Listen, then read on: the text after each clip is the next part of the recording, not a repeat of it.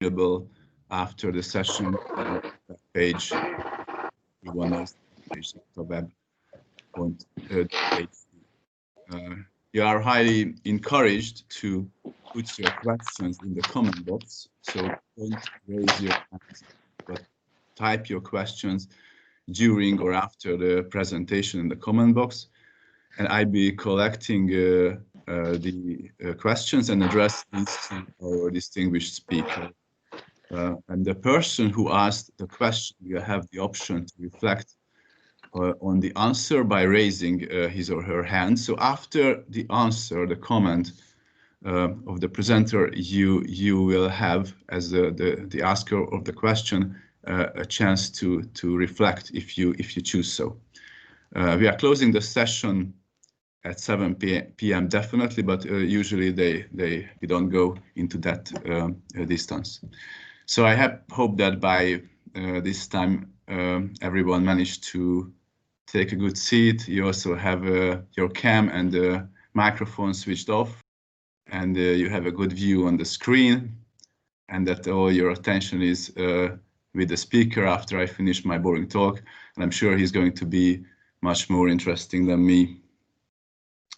So we have the honor to meet Professor Peter Smith today, who is an emeritus professor of health policy at Imperial College Business School, and he's also a professor of global health economics at University of York.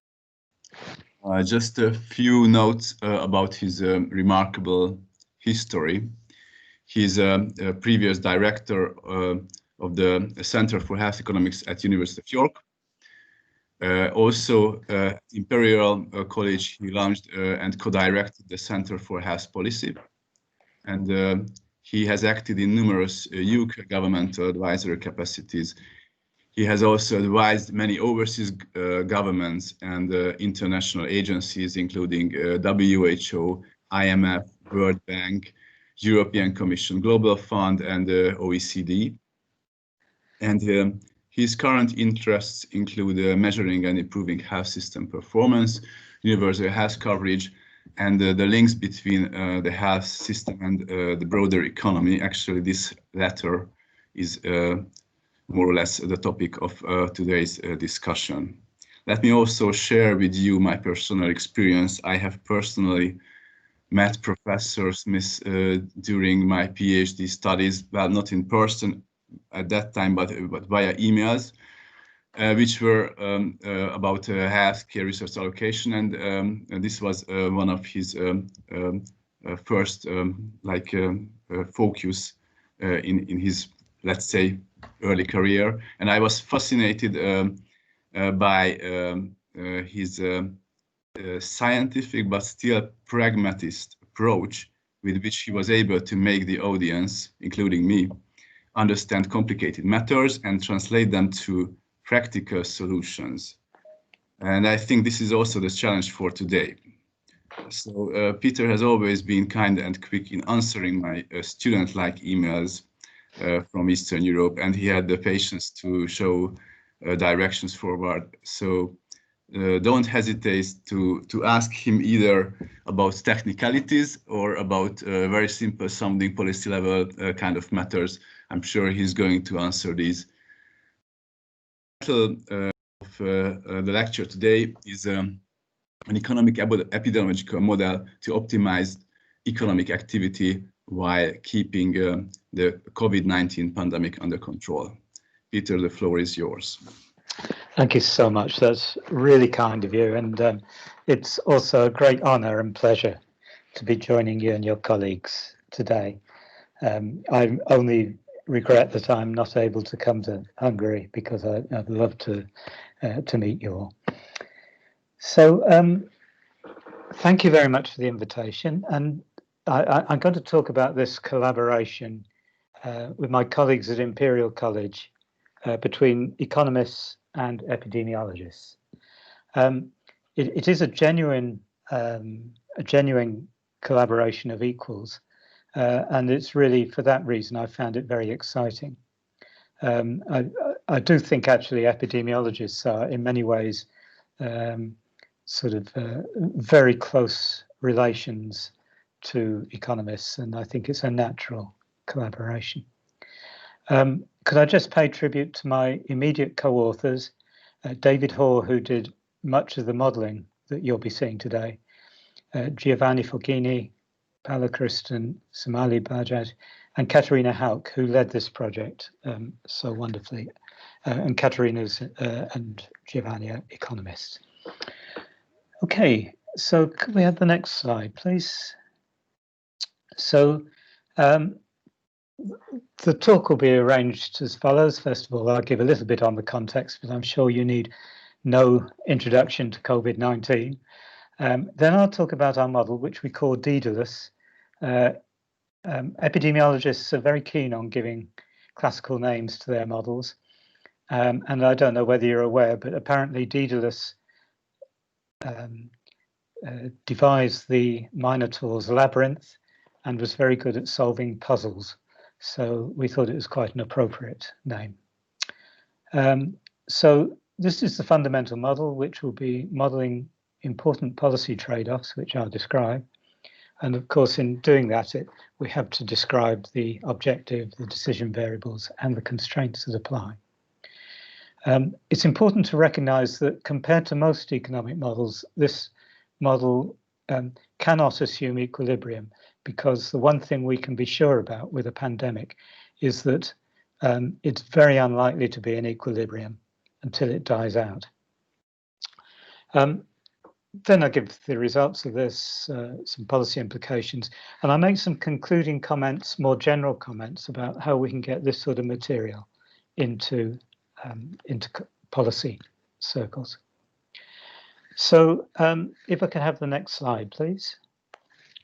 So we've seen this terrible pandemic, and my sympathies are with everyone who's been directly affected by it.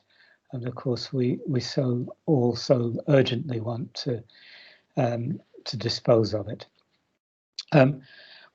We nevertheless still have a great deal of uncertainty about many of its characteristics and effects, but we have a lot of good epidemiological models of the spread of infection, and we'll be using one of those in this model.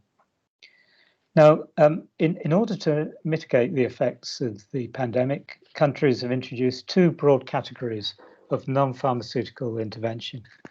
The first broad category is to reduce the number of contacts between people using techniques such as quarantine, business closures, and so on.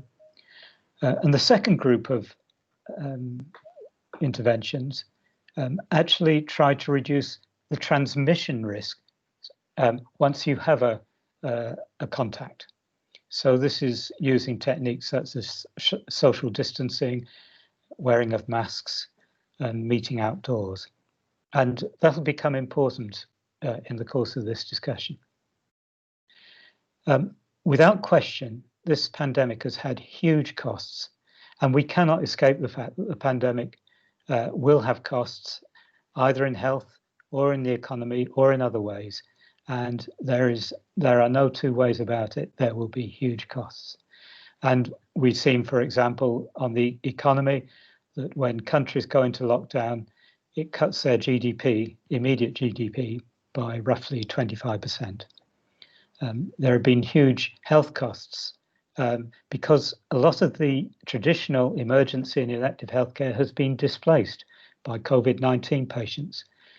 And for example, in England and Wales, it's estimated that we have over 100 excess weekly deaths at home, which are not related to COVID, which cannot be explained except by the absence of normal healthcare. And finally, of course, there are massive social costs in terms of the mental health costs of this, the lost educational opportunities, and the loss of personal freedom caused by all the mitigation effects. The next slide, please. So in looking at this, if we really want to be holistic, we should really look at this from a well-being perspective. What is the net effect of all the possible different policies ultimately on the well-being of our populations? And that will include well-being across several dimensions, including physical and mental health, income, education, and broader opportunity and freedom. And what I haven't put on the slide there, of course, is also inequalities, which have in some countries been a terrible price being paid for the pandemic. So the daunting task for policymakers is to find the right mix of actions that will minimize the impact of the epidemic on this aggregate measure of well-being. But so far to date, in many countries, policymakers have found it hard to manage the trade-offs that this implies. They often focus on just one or two outcomes or address the outcomes sequentially rather than taking the broad picture. And there are big concerns that the costs of mitigation may far outweigh the benefits of those measures. And for example, Paul Freiters at the London School of Economics estimates that the costs of lockdowns and other mitigation approaches are roughly 70 times the benefits if you measure them in well-being, his measure of well-being. Now, of course, that's a very much a rough estimate, but it shows that we may be really misjudging the balance between the various responses we've made to the pandemic. So these trade-offs are unprecedented and very hard to address. And in this paper, what we seek to do is to offer some first steps towards this more holistic policy model. And we embrace both epidemiological and economic considerations to the extent that data and practicality allows. But of course, as you'll see, we also don't include many, many things which policymakers may want to consider in making their decisions. So there is no way we're suggesting this is a comprehensive model. So if we had the next slide, please. So the essence of the model is that it optimizes some measure of outcome over a 6-month period. We've chosen 6 months arbitrarily, but we think that's the sort of planning horizon policymakers will in general be looking at. Now, as I say, we could in principle try to maximize well-being, but that requires judgments on the relative value of different aspects, outputs from our policies, different aspects of well-being. And we felt that was too contentious to do at this stage. So in the version we're going to show you, we're going to maximize GDP, gross domestic product, subject to a number of constraints that policymakers will want to apply. Some of those are epidemiological, some of those due to the health service, and some are due to the economy. Now, the decision variables we apply in this model are the extent to which we allow each of 63 economic sectors, that is, sectors of the economy defined by the types of product they produce. And we divide the economy into these 63 sectors, which are fairly standard.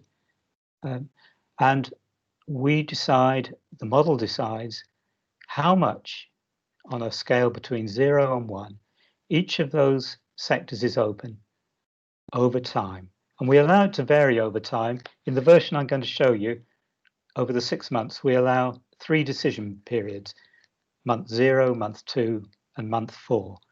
We have tried more decision points, but we find that each optimization takes over 24 hours to run on our high power cluster at Imperial College. So we've chosen not to make that finer grain of decision making, but of course it is perfectly feasible, and we have some examples of that. And in doing that, of course, what the model will do is it will first close the economic sectors that contribute most to transmission of the disease and least to GDP, or some mix of those things.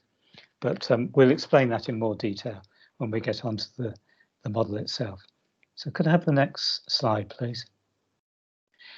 So when we're trying to maximize GDP, what are the constraints we're going to be applying? Well, there are 5 broad categories of constraint. So first of all, we can't close down every sector, obviously, and no country has got anywhere near that.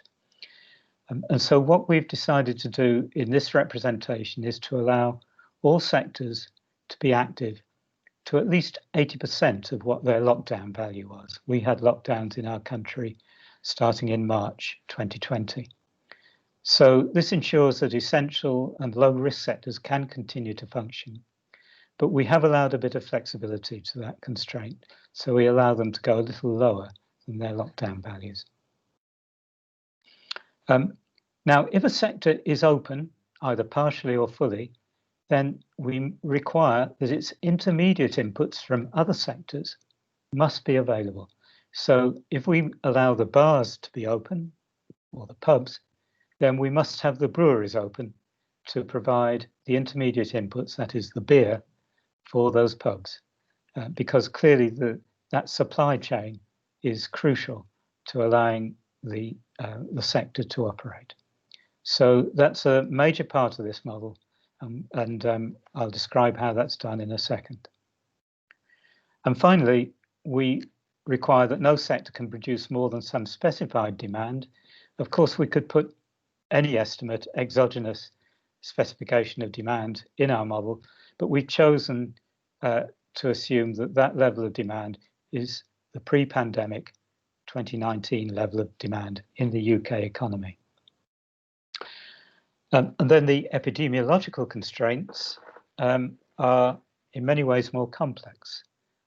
First of all, we require that, and this is perhaps the most crucial constraint in the whole model, we require that hospitals as a whole must always operate within some specified capacity, measured in available beds. That is, we must be able to handle the hospital admissions arising from the spread of disease. So this is a complex, continuous constraint throughout the planning period. And I must pay tribute to my colleague, David Hoare, who made this operational. And you'll see the effect of that when I show the results. And then at the end of the planning period, after month 6, we require that the reproduction number of the disease, the R number, must be less than or equal to 1. This is a boundary condition that just ensures that the pandemic remains within control for future periods. We don't hand over a terrible situation to the next planning period. So the next slide, please. So what's the details of the economic model? We're going to apply this to the UK, and we use the UK input-output table for 2016, this big national accounts table which many countries produced and produce. It is a major task to produce them, and that's why the last year for which we have it available is 2016 in the UK. In looking at that shows the values of intermediate inputs for all the various 63 sectors produced by the other sectors, and the total outputs from each sector measured in gross value added. But we ought to note that national accounts are less good at measuring the GDP contribution of non-traded goods, and chief amongst these are publicly provided health, education, and other government services. And that's one of the reasons why we concentrate on education in this presentation to some extent. Should also add that we insist that the be open throughout all the simulations we show. Now, we use recent data on the workforce in each sector and on those working from home. And sorry, I lost the screen for a second there. And we specify a lower bound to production in each sector, as I say, equal to 80% of its lockdown value. The upper bound being given by the 2019 level of production. In all of this, we assume very linear one-to-one relationships between the level of activity in a sector, how much it's open, and the associated level of employment and the level of output. So everything is linear one-to-one. This is known as the Ontiaf production function. And we assume that imports remain available as before, before the pandemic. Okay, next slide, please. This is just a picture of a input-output table. This is just a 10-sector version of the 63-sector one we show, which shows the 10 sectors on the left-hand side there and across the top, and the value of the flows between the sectors as they produce intermediate outputs for each other. And then at the bottom of the table is the total output in each sector and the gross value added. So next slide, please. So on the epidemiological side, we use a deterministic SEIR model of transmission. This is a standard epidemiological model of which compartmentalizes the population into susceptible people, exposed people, infected people, and people who have been removed in the sense that they have had the infection and they are recovering. It projects the spread of infection in the workplace, in the education sector, in households, and the community, as sectors are opened and closed to varying degrees. We put the working age population into 64 groups. That is, they're allocated into their 63 sectors if they're working. And then there's another category, the 64th category. They are currently economically inactive, either because they are not working in any case, or because their sector is fully or partially closed. So then there are 3 contact matrices that we use to model the contacts that this economic configuration, whatever it is, produces. We have worker-to-worker transmission, transmission in the community, and consumer-to-worker transmission. And the community contacts occur in 4 age groups, and they'll be made between households, in education institutions, on public transport, in hospitality venues, depending on how much each of these is open. And so the number of contacts will increase as each sector increases. We calibrate all the details of the epidemiological model using English hospital data over a 3-month period. And worker-to-worker contact rates are derived from a survey which was very fortuitously conducted in 2012 in France, which shows the amount of contact workers have with other workers in various sectors of the economy. This proved very valuable. All other parameters are obtained from separate work at Imperial College, which were used and fitted into our model. Now, in doing all of this, we need to set a limit on the hospital bed availability, and we chose to use 3 values for illustrative purposes. 18,000 beds was the number of beds that were used in the emergency in the first lockdown in the UK, and 18,000 was the capacity that was needed to treat all cases. So the other versions we put in here are to reduce that availability to 12,000, which is probably more realistic, what policymakers would now want, but also to increase to 24,000 beds, for example, by opening emergency facilities and so on, just to demonstrate the impact of that much more relaxed availability of beds. So, slide, please. And this is just a representation of the model, the epidemiological model. On the left-hand side, people pass from being susceptible in the S box to being exposed, then infected. There are 3 categories there: infected asymptomatic, infected mild, and infected severe. Some of the severe go to hospital, some of those die, but then the remainder go to the recovered compartment. Okay, next slide, please.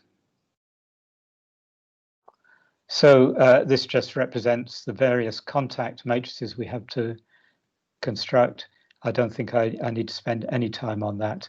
It just shows that it is actually an immense contact matrix, and this will determine the rate of contacts between people at work, in the community, and at home. Next slide, please. So what I'm going to show you is 5 scenarios using this model. First of all, we have an optimization that simply tries to maximize GDP, where any sector can be closed down to 80% of its lockdown value. So this is, if you like, the basic scenario. The second one is that we require that the educational sector is operational at or above 80% in total. We don't require it to go to 100% because we think it's reasonable to think that some of the education sector could be closed down and function okay, but we require it to go up to 80%. The reason for doing this is that, as we'll show, the education sector is the value of the education sector is very poorly represented in national accounts. And actually what we find is that if we want to maximize GDP, we will always close down the education sector first because its value as measured in GDP is so low. And I hope that one thing that comes out of this is a renewed stimulus to try and do better at measuring the value to the economy of both health and education. And I know OECD have done a lot of work on this, but it is painfully slow. And we really need to get this sorted out because it's quite clear that countries really require that education continues and that the next generation, the human capital associated with education services is so important. The third scenario we look at is a full lockdown with everything closed down to its lockdown value. But then we look at a second lockdown where everything is closed in the same way, except for schools, which are allowed to open. Actually, when I say schools, this is schools plus universities at 80% and other educational facilities. Finally, just for comparison, we also have a fully open economy with no closures, but we still require, all of these scenarios require that the non-pharmaceutical interventions are still in place, that we have mitigation in the sense that the masks and the distancing remain in place, at least to some extent. And I'll come back to that later on. Okay, next slide, please. So first of all, the results. First of all, before I go into the results, the left-hand diagram here shows you this is really just to familiarize you with the way that I'm going to show the results. So the left-hand diagram shows the actual trajectory of the disease in the UK in blue from February through to September. So you'll see that huge peak in April, start of April, and then the decline as the lockdown took effect. And then underneath that, in red, is the hospital occupancy during that period. So the units on the vertical axis are the number of people. And so what you'll see is that the red line peaked at just below 20,000 people in hospital at any one time. Note that this is bed occupancy. It's not number of admissions. So these are number of beds being occupied at that time. And you'll see that the number of people infected was roughly 110,000 at its peak. Then on the right-hand side, we have what we call our lasagna diagram, which shows in the vertical axis the 63 sectors. And the colours are the extent to which each sector is open. So before the lockdown, each sector is 100% open. And then at lockdown, we see quite a lot of closures across the whole economy, but with some particularly severe ones in the around about 37, which is where we get to the hospitality sector. Okay, next slide, please. So this is scenario A, which, if you remember, is where we allow all sectors to open and close down to 80% of the lockdown value, and we want to keep within a bed limit. Now, in this example, we're showing the 18,000 bed limit. So what you'll see, if I can show you on the left-hand side, the brown dotted line shows the trajectory of hospital bed occupancy under this scenario. And what you see is that bed occupancy was quite low in September when our planning horizon started, but then it rises steadily. It hits 18,000. If you remember, that was the limit we put on occupancy. It hits 18,000 in around about Christmas time, and it stays there for the remaining 3 months. Note that these periods 1, 2, 3 are 2 months long, so the whole planning period is 6 months. So we hit in the middle of planning the second period, which is after 3 months. And that you also see that the incidence of disease, as in the blue line, tends to flatten off after the first 2 months. So the right-hand side shows the lasagna here, and it shows that only one sector needs to be closed down in this scenario. It is the education sector. Every other sector can be opened up. So there is this immense trade-off. Do we keep hospitals and universities closed, or do we and allow the rest of the economy to be open, or do we open schools and universities at least to 80%? And is there a trade-off? So on the next slide, we show that there is a trade-off, because this is scenario B, where we allow education to be open. Now, you see a similar trajectory to the disease, although it doesn't increase quite so rapidly as the previous example. This is because at first the disease is circulating amongst school children and students, where the impact on hospital admissions is lower. But of course, eventually that infection spreads into the older population, because of course children and students go back into their community, and they live at home or they visit their homes. And so we eventually see hospital occupancy does, after month 5, does peak at 18,000. But on the right-hand side, you'll see that many sectors now do have some closures in them. And the principal ones that are closed are around about 30 to 37. Those are the sectors in the hospitality, that's the bars and so on, particularly in the last 2 months.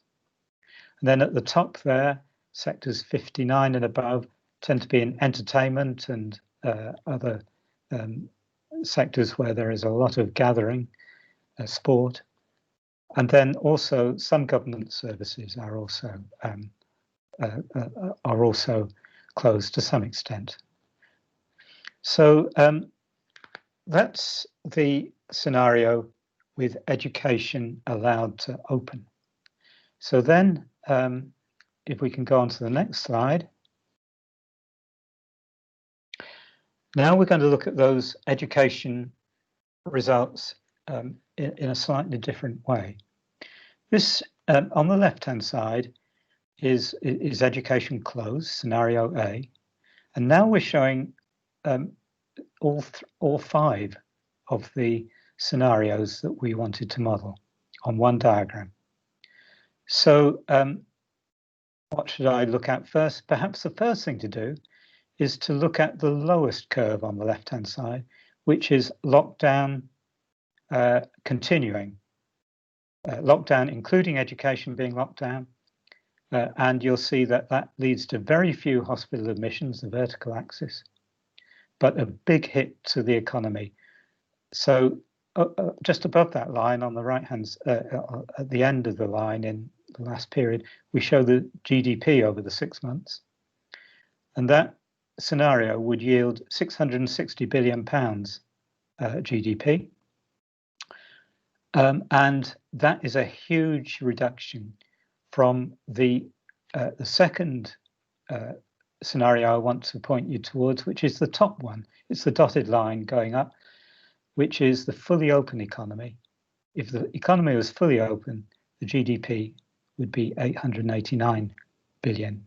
So that's virtually a 25% drop in GDP by going between fully open economy and lockdown. So this shows the benefits then of the intermediate scenarios where we allow some opening and closing, and we have a limit on hospital beds. So the three coloured lines give the three scenarios with different limits on the number of beds available.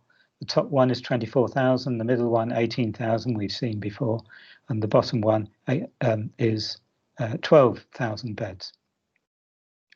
And you'll see that the GDP, by putting those limits on beds, the GDP loss is really quite small. We don't have to close down a terrific amount, particularly if we are able to have 24,000 beds available.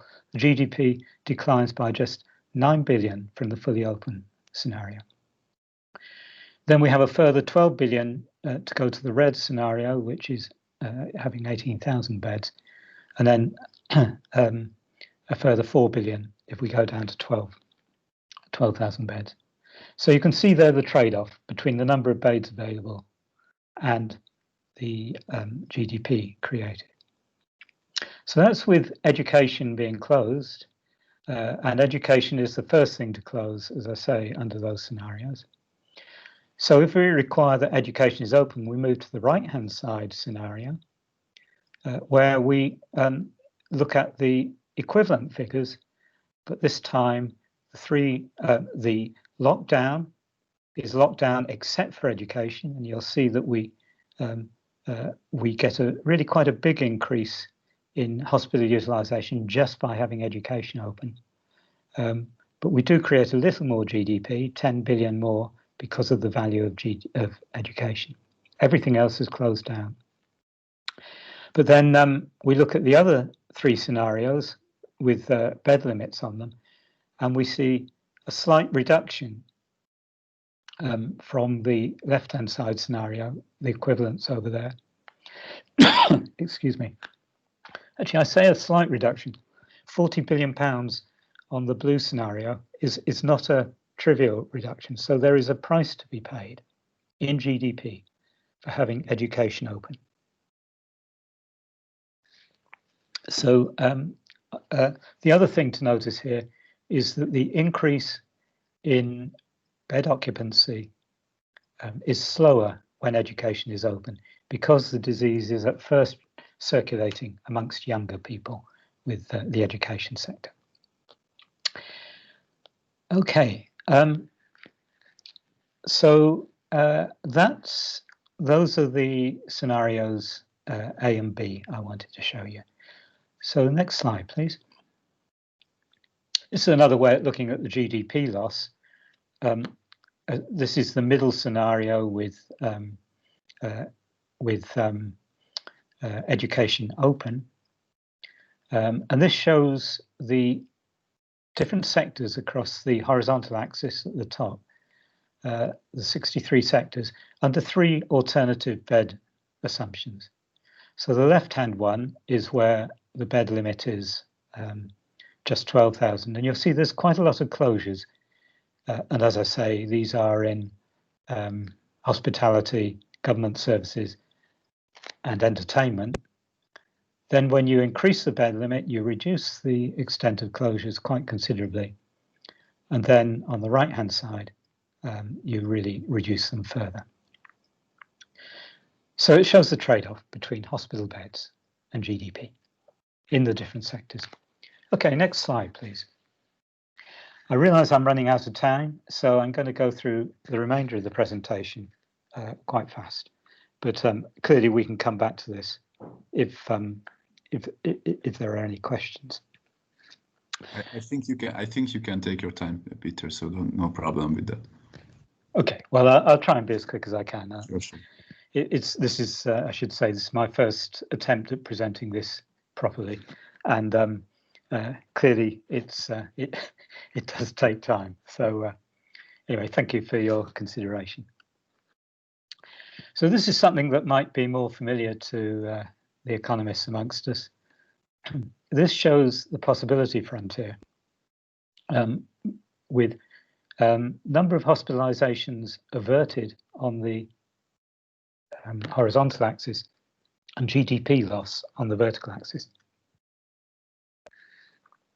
We want to be in the bottom right-hand corner here with little GDP loss and lots of hospitalizations averted.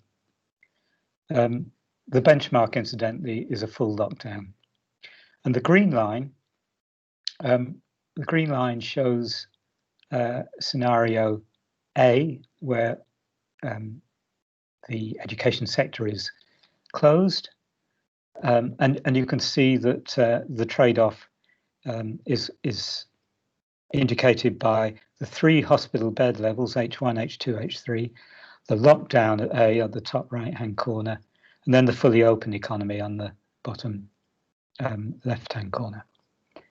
And then the same curve for scenario B when education is required to be open is in the red there. And this shows the policy trade-off within this particular dimension of GDP versus hospitalizations. And I think the point we want to make then is that there are several other dimensions that a decision maker would want to consider. For example, how do you factor in the value of the education being open? And so that is yet another policy judgment.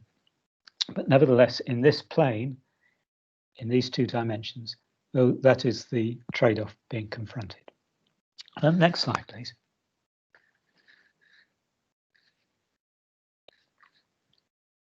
So I mentioned this, one of the parameters that the epidemiologists estimate is the extent to which the lockdown reduce the expected infection from the disease per contact, loosely speaking. And the estimate that we originally, our colleagues originally came up with for the lockdown in the UK was that infection reduction caused by masks and distancing and so on was approximately 0.56. So compared to when people were allowed to hug and kiss and do all the other things that we miss so much. 0.56 was the factor that was applied due to the distancing measures. And what we wanted to look at was what the implications of increasing that caused by maybe fatigue with the restrictions or just increased slackness. And in our scenarios that you've seen, we used a value of 0.60. And here we show the implications of increasing that up to 0.64. And again, across the horizontal axis, you see the 63 sectors and how much they're closed down under those different assumptions. This is our middle simulation, with 18,000 beds available. And what you see is a very big sensitivity to the results of the effectiveness of those mitigation arrangements. And so if people stop wearing masks and they stop distancing, very quickly we'll see a big increase in transmission. And therefore, if we want to keep the hospitals under control, we would require big closures of various sectors of the economy. Okay, next slide, please. So that's clearly, I mean, this model has lots and lots of different ways of looking at it. And, you know, we have lots of alternative presentations. And we see it as really being a tool that policymakers can use and can adapt to their requirements, depending on what their policy preoccupations are. We feel that the model is a genuine collaboration of epidemiologists and economists. And I think what we're showing is that we're trying to model a 4-way trade-off between the use of hospitals, the production in the economy, the extent of functioning of the education sector, and perhaps we could call it personal freedom as represented in the non-pharmaceutical interventions, in all the masks and so on. And this model allows us to look at the implications of those trade-offs and allow policymakers to see the implications of putting constraints on some or all of them. The optima that we create require the successive and selective openings and closures of economic sectors. And we do find that this is an important characteristic, and that having either blanket openings or closures or single rules are likely to be suboptimal in almost all circumstances. The model can incorporate additional factors quite easily, and at the moment we're testing the implications of different protocols for rolling out vaccines, and those results will, we hope, inform the trade-off with yet another dimension: who gets the vaccines, what the implications are for being able to free up the economy, what the trade-off might be, for example, with the extent of distancing measures and so on. Finally, of course, like all good scientists, we must acknowledge the limitations, and we first of all must recognize the limitations in the data we're working with. I mean, I am just completely overwhelmed by how good the epidemiological modeling is, but time and time again we come across limitations in the economic data, particularly the input-output data, the employment data, and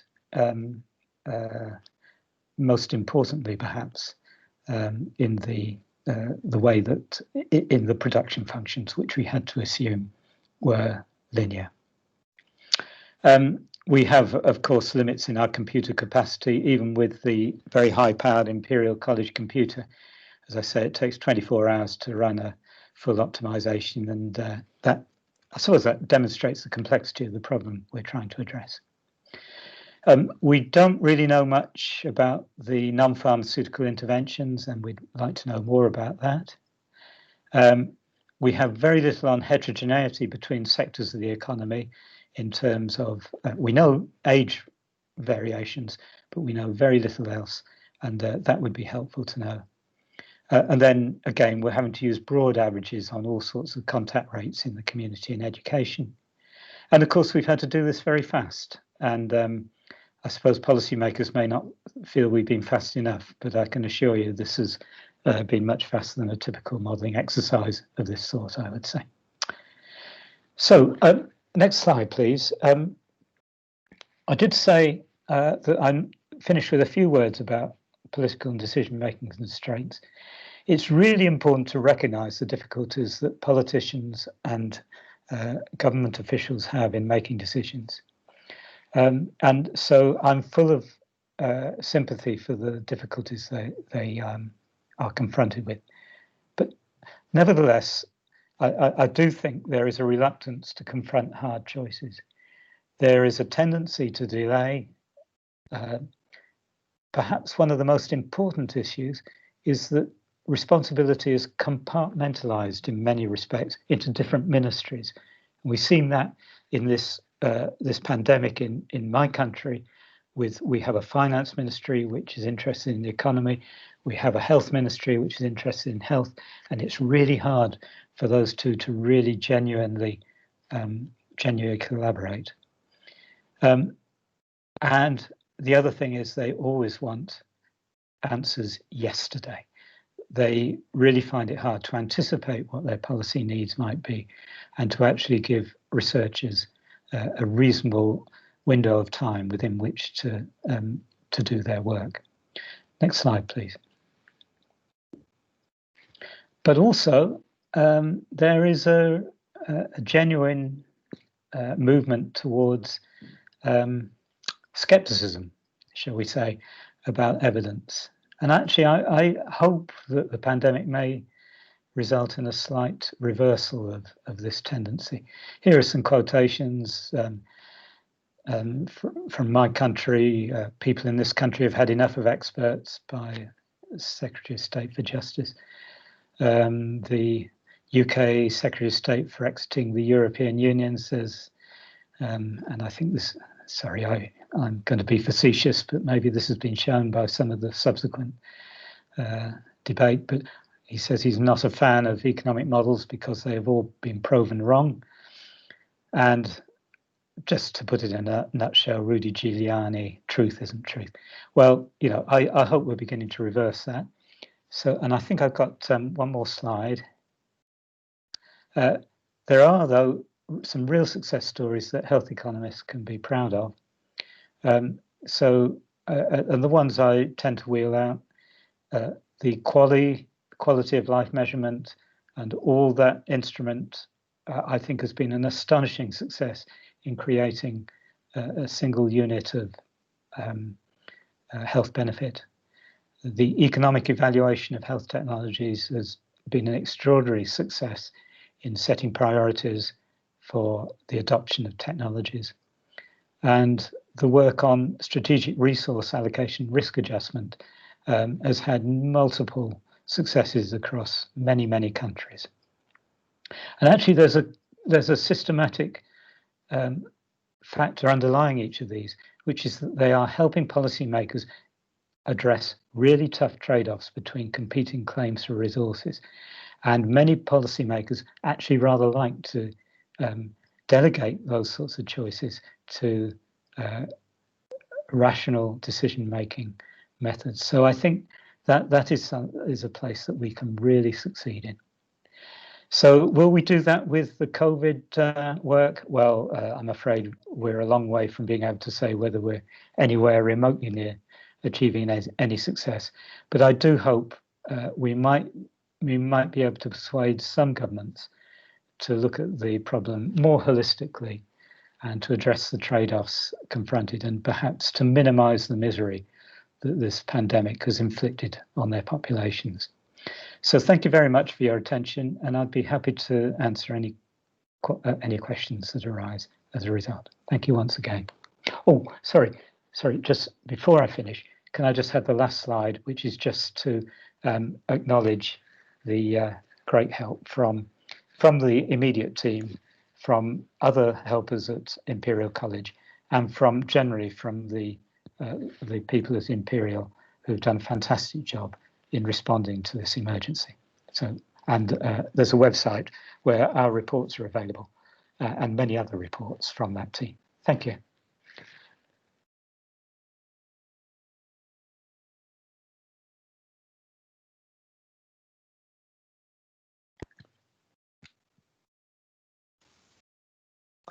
Balázs, you are on mute. Sorry. Okay. Just talking to myself. Thank you. So thanks very much. It was clear as always, and it's always a joy to listen to you, Peter. And I think there, in spite of the complexity of such models, it was so nice to see what the practical outcomes can be that we can actually, even if you are not a health economist, you can take home very clear indications for measures to take and so on. So I don't see anyone in the comment box yet to have questions. So if you don't mind, I can start it up. And at the same time, if anyone has a question, please make your comments in the box there, and I can read it up. Or if you feel like, because we haven't had many questions yet, you can even just raise your hand and say it immediately into the mic. Zoltán already has a question. So then I will rather first ask the audience to have the questions, and then I can carry on with mine. So please, Zoltán. Hi, Peter, Zoltán Kaló. Very nice presentation, and congratulations to the model. I wonder how politicians can deal with multiple outcomes of the model, because certainly, as you expressed, there are trade-offs, and depending on which sector you represent in a government, then you may have different feelings. What should be how can I say, emphasize the GDP, education, healthcare sector. So this is the first question, and the second one is in the UK. We heard that the vaccination program has already started. So certainly the big question is that can this model be converted to understand the economic value of the vaccine? In other words, to judge what would be, for example, the fair price for the vaccine, because actually this is a reality now, at least in the UK, and this may be a huge relief for everyone, instead of continuing with the lockdown and so on and so on. So can this model be advanced to address this issue? And the third one, sorry for the questions, no. but just imagine that you are a very respected academic professor, but in many countries often the government is, as you have just actually presented nicely, pay attention to their own friends and experts, and they are not very much interested in hearing independent view on the situation. So for you as an academic person, what would be your advice how to make sure that certainly the independent voice of experts like you can be, how can I say, heard by policymakers? Yeah. Well, some really interesting comments and questions there, Zoltán. Thank you very much indeed. First of all, the multiple sectors. Increasingly, I'm beginning to think this is a real issue that has been not really properly handled by academics or policymakers up to now, because what this has really brought home is that the separate ministries are have their own objectives, and they have their own preoccupations, and their performance is measured against those objectives. So they seem to find it very, very hard to actually do collaborative work. I mean, before all of this erupted, I was working in with WHO on what are called cross-sectoral projects, and this real difficulty in getting the health sector to work with other sectors to produce common goods, mutual benefits. But there are terrible problems with trying to find the right financial arrangements and the right governance arrangements for these collaborative projects. So I think what I would like to see is the political scientists and the experts in public administration trying to show how these problems can be overcome. And I do think as a metric, there may be some scope for the whole concept of well-being. If ministries are told that their ultimate performance of that ministry will be judged against their contribution to well-being of the population, then maybe there will be more of an incentive to come together and to look at well-being in totality instead of just one element, health or educational attainment, whatever it might be. But I think we're a long way off from that, and but I think it's a worthy objective. Second question was about vaccination. And I think you've really hit on something very interesting in talking about the economic value of the vaccination program.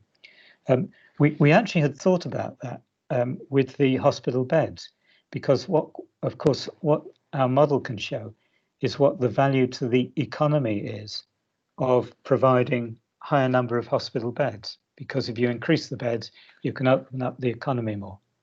Now, against that, you have to set the costs of providing those beds, maybe the opportunity cost for other healthcare patients, not COVID patients who are displaced. And also you have to consider the fact that if you have more people going to hospital, you have more people dying. And so you have a cost in terms of deaths. So, you know, these are really serious and difficult trade-offs.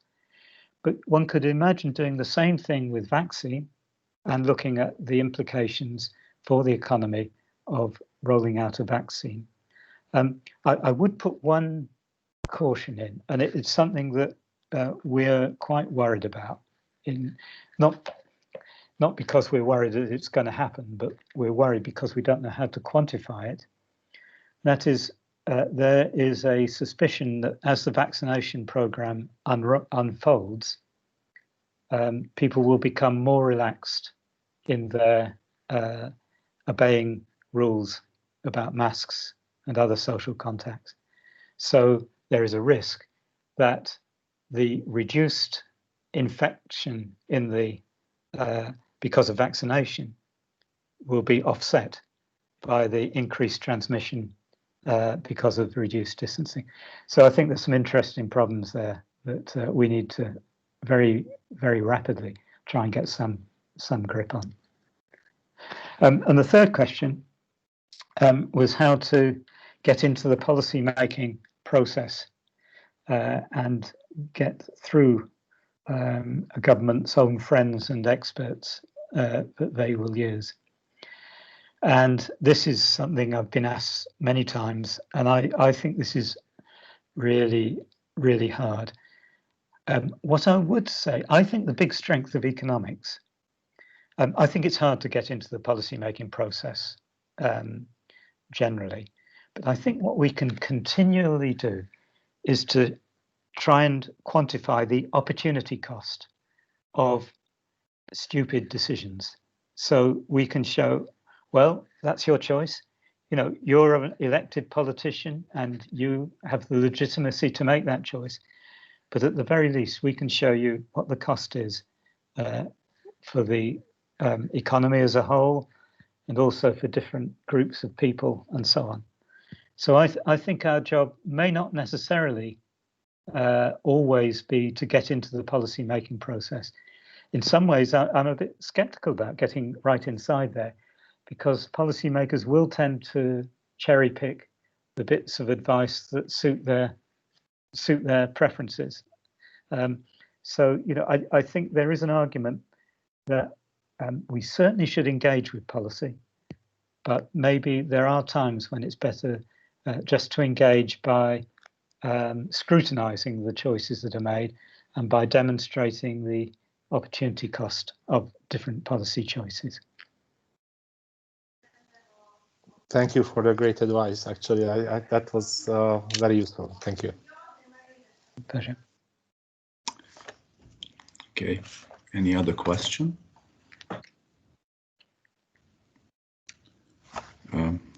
Until you think about them, I have also a few here. One is what I found really directly useful for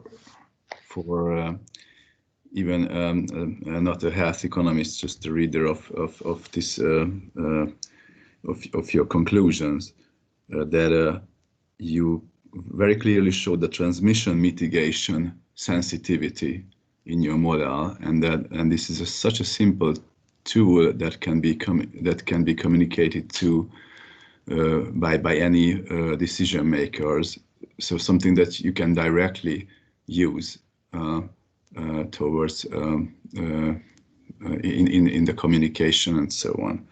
The other thing that that was quite staggering for me, that in the model, and this is quite, I would say, risky, so not that simple as the transmission mitigation communication, is that you can advise with your model which sectors of the economy you would like to close, which is I think the field in which you can easily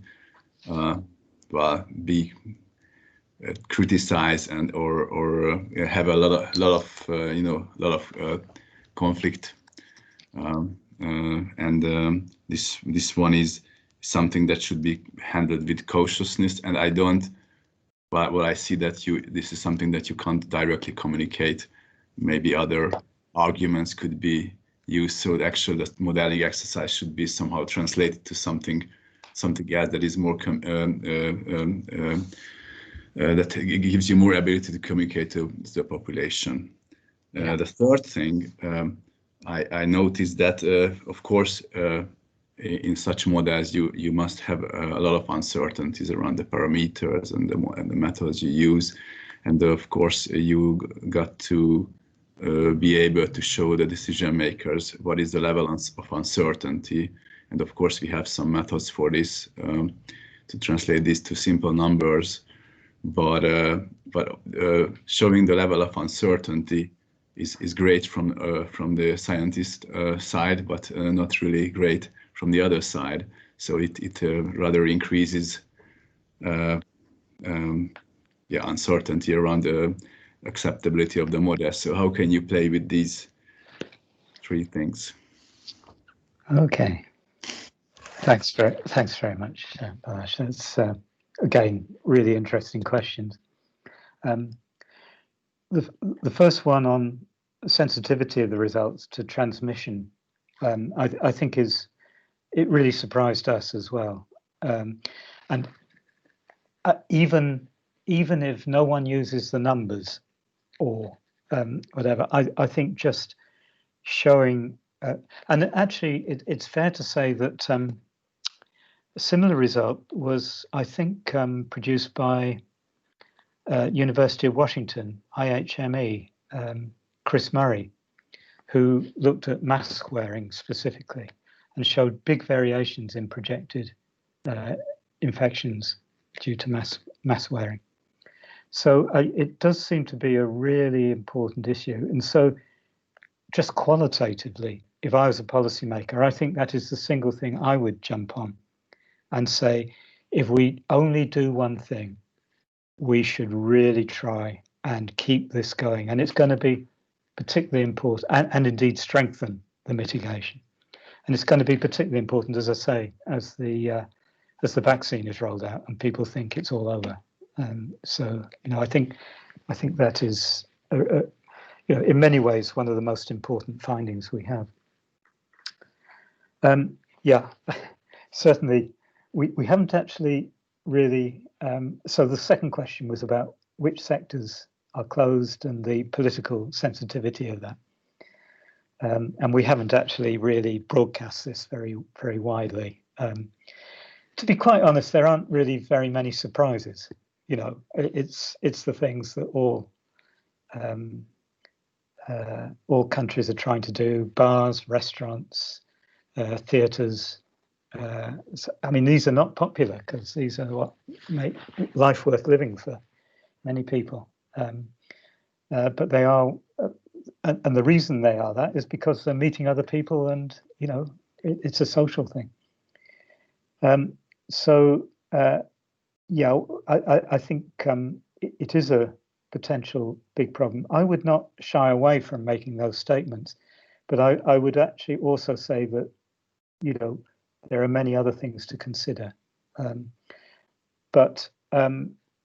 I just look back on my experience when we did some work in the UK on the cost effectiveness threshold, where we estimated that the cost effectiveness threshold for accepting new pharmaceuticals was probably set too high.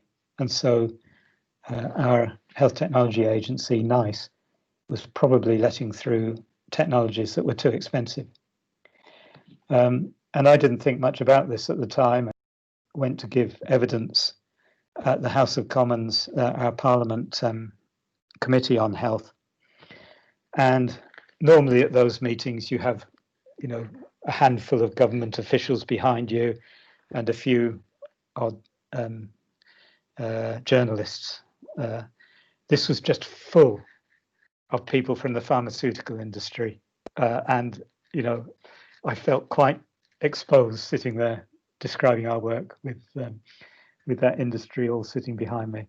So yeah, I do appreciate that it's quite sensitive, but I don't think we should shy away from, if that's what our results are showing, I think we should not shy away from it. And if there's a trade-off between having theatres and having enough hospital beds to care for people, I think people can be made to understand those trade-offs. Finally, uncertainty is always a problem. Yeah, I actually, we have done a lot of uncertainty analysis. I haven't shown it for you with this, where we've looked at uncertainty in the parameters and so on.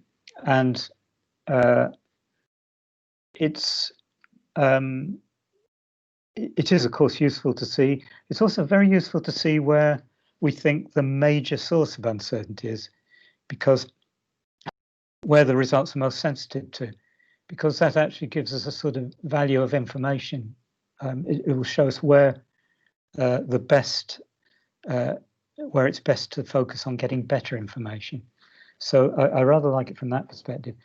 But rather like you, I don't really like presenting uncertainty to decision makers, because it sort of it tends to make them think, well, what can we believe? So I prefer the idea of presenting scenarios to them, and they can then, and that's generally the way that in the UK that they've done it. They've talked about most reasonable worst case scenario and so on, and they have a range of scenarios that they've looked at. And I think that's the most we can hope for in presenting uncertainty in many circumstances. Thank you. Okay, any other question? Still have a technical one, and then if no more questions, I can close the session. So I didn't see an outcome as a quality or life years lost. You showed hospitalization, and I think there should be a reason for this, because anyway, in the communication, you always, or people always, show the death rates, and so it's a very important outcome of COVID. But I think there must be a reason why you didn't incorporate this in the outcomes, or you didn't communicate. Yeah, I ought to have explained that right at the beginning. And actually, it relates to the last point. Sorry, the point you made about sensitivity. Because the first thing we wanted to do was to get some sort of acceptability for our model.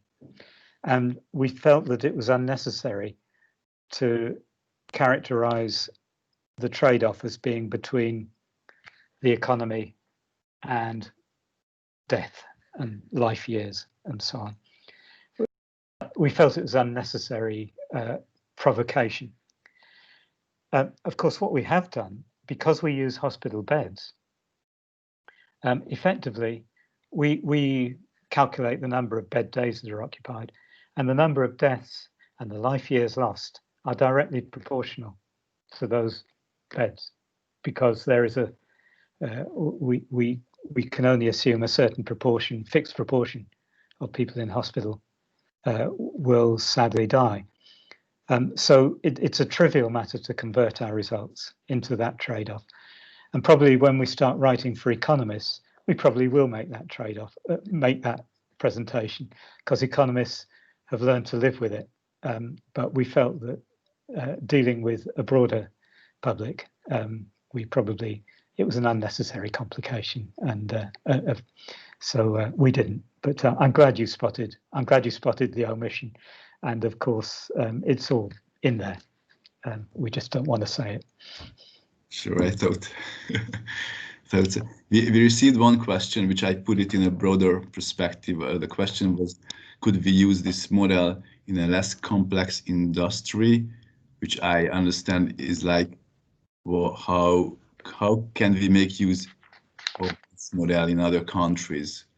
Maybe this is a more generalizable question. Yeah. Well, that's a very interesting question. That we want to apply this in other countries. I think the fundamental thing that we must have is data on infections and so on, so we can calibrate the epidemiological model. I think most countries probably have that in reasonable. Most middle and high income countries certainly have that. But the fundamental thing is the input-output table. And I should have looked before I came to talk to you to see whether Hungary has got input-output tables. I would expect that it does, because OECD are very keen on this and they have a portfolio of countries. But it is a big operation, and so that would be a fundamental requirement. And then things like people employed in the different sectors and so on, and indeed it's input output and people employed. So the other thing that we needed was a survey of monthly closures under lockdown, and again, some countries will have that available, other countries may not. But we could probably, to be quite honest, we could probably guess that sort of thing without too much harm to the model. And so that's probably less important. It's the input-output table that is the main problem. Zoltán, please ask your question. Hello, my name is Zoltán Voko from Semmelweis University. Just a final quick question that you said that basically what you explained about mortality is saying that death is a constraint in your model because it's directly related to the hospital beds, and it's very much true, and I agree completely. And I think that is the most difficult communication problem for decision makers to explain to the public that, of course, that basically their aim is not to minimize mortality, but their aim is to find a balance between the different aspects of the control and the outcome. And in many countries, like in Hungary, the non-communicated target is indeed the hospital beds, but it means that the target is also the number of deaths. And how do you think this can be openly communicated and discussed in a broader audience, not just among economists? Because I think there is a critic in many countries that there is no open discussion about these trade-offs in the larger public. But on the other hand, I see this would be rather difficult to openly discuss these trade-offs in a wider community. So how do you see this? Yeah, I think this is a really hard problem, and particularly if you have certain types of media in your country, which really would attack any idea that you could put a value on life. But of course we do that all the time. I was always really impressed. Of course, we economists use cost per life year, cost per QALY all the time, and it's just like a currency for us. And we do have to continually remind ourselves that this is a very serious issue that we're doing, and we are making very serious judgments. Of course, we're doing it with good intentions and properly, in my view. I was impressed by my colleague Alan Williams, who used to get a lot, who was one of the early QALY advocates, And he used to deal with hostile medical audiences in particular, but also the general public, when talking about using cost per quality as a consideration. And he really focused on the opportunity cost and said, okay, we have this very poor quality drug, very expensive drug, which costs, I don't know, 100,000 euros per life year. That's fine, but we have a limited budget. Now you tell me who amongst those who are getting treatment at the moment, you should stop having treatment. Or are you telling me that you don't even agree with a budget on healthcare? And that sort of argument, it takes a long time. It's painstaking work. But I think amongst some audiences that really can make some headway.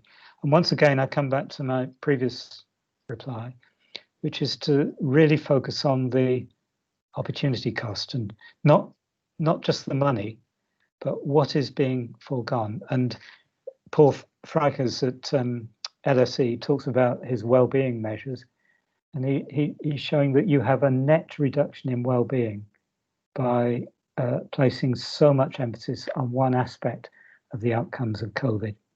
And I think that opportunity cost is really something to try and focus on. And the more concrete you can make that opportunity cost, who is it who suffers? In what way are they suffering? I think the better. And so in the current crisis, it seems to me, you can focus on people who are denied access to hospitals because it's full of COVID patients. That's the sort of opportunity cost you can really bring home to people.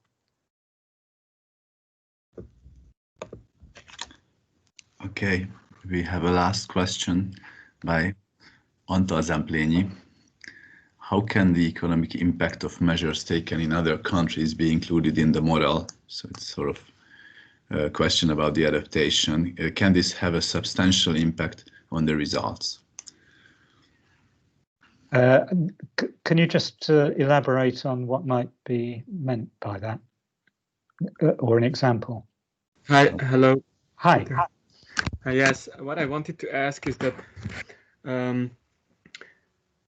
if you make calculations on the economic output of a country, it's always linked to the economic activity of the surrounding countries. And therefore, it's also influenced by the measures taken in those countries on how strict the lockdown is. So that's my question. How was this incorporated in the model in any way? And is it an important element or not? Thank you. Yeah, that's a really interesting question. Of course, yeah, we are an island in the UK, and that's mainly a problem, but it also has some advantages. No, we haven't considered that, and I think that's a very interesting issue. You can obviously, include infections from other countries as an exogenous input into the model, and so I would have to. That's predominantly an epidemiological issue, but I would hope that the epidemiologists would be able to shed some light on how that can be done.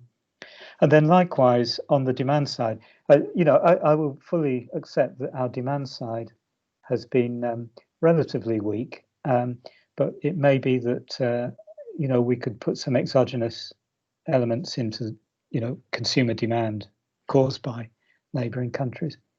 And then there are issues about imports and exports. Now, again, we have assumed exports would be available pro rata as before the pandemic.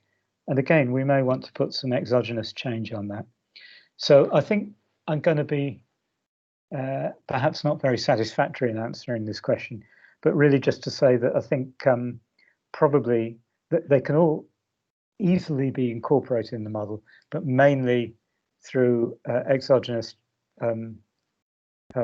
changes, and either as a function or just a simple amount. And to make them endogenous, would require quite a lot more thought, I think. And at the present, we feel the model is quite complicated enough without trying to introduce even more endogeneity into it. So that's a very interesting. Thank you. Thank you. So we could even provide you some new thought to the work. Yeah, absolutely.